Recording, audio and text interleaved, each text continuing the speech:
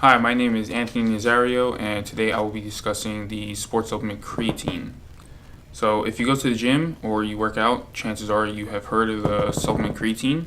Um, it is the most studied supplement, to date, with roughly 700 plus studies done on it. And today I'm going to discuss how it works, what it is, and a few misconceptions that linger in the community. So first, let's talk about exactly what it is.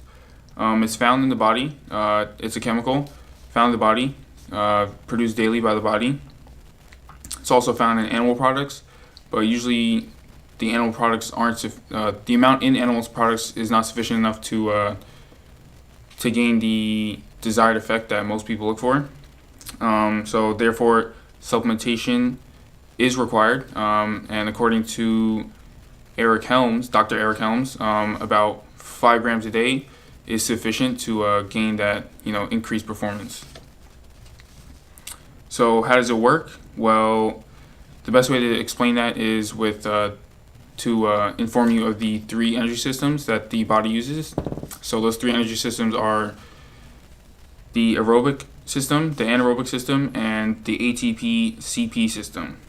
So today we're going to focus on the ATP-PC system, and so that stands for adenosine triphosphate phosphocreatine. So you can see that creatine is part of that. So ATP-CP is the energy system used for immediate energy by the body. So anywhere between 1 and 6 seconds. So resynthesis of the ATP, which is the fuel that your body uses, to contract muscles or perform any other bodily processes. So it's derived mainly from. So the resynthesis is derived mainly from the breakdown of phosphocreatine, and that's according to P.D. Balsam et al. Supplementation. So what supplementation does is it boosts the immediate energy system, and that's what helps get the increased performance by people in the gym or even sports athletes. So now I'm going to speak on some common misconceptions, and now that we know what it is and how it works, considering all the research and study done on creatine, there's still a few misconceptions that people still have about the supplement.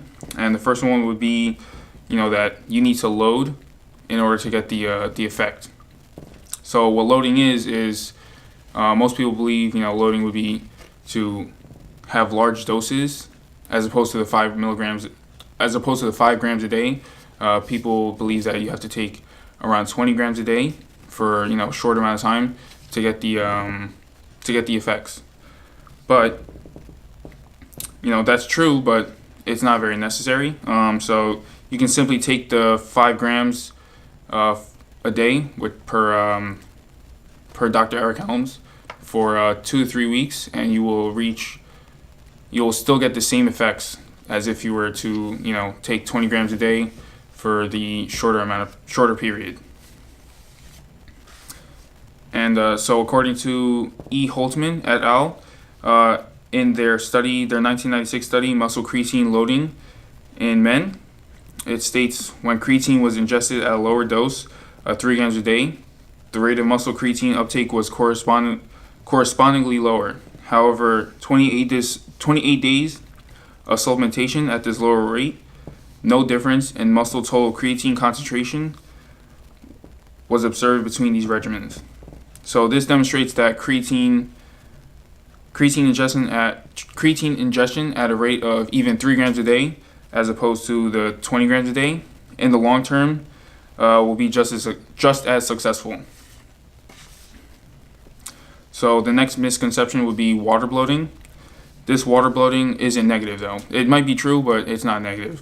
So creatine has a tendency to draw water, and creatine is mainly stored in the muscle. So much of this water retention would be intracellular. So this causes muscle fiber diameter to increase, which leads to a cascade of muscle size and muscle strength increase.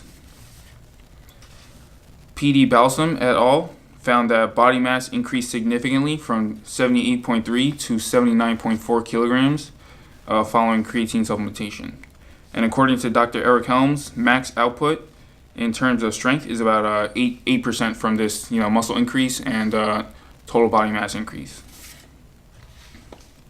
So to review, creatine supplementation is needed for performance increase, as diet alone, from the animal products, would not provide the baseline of 3 to 5 milligrams per day.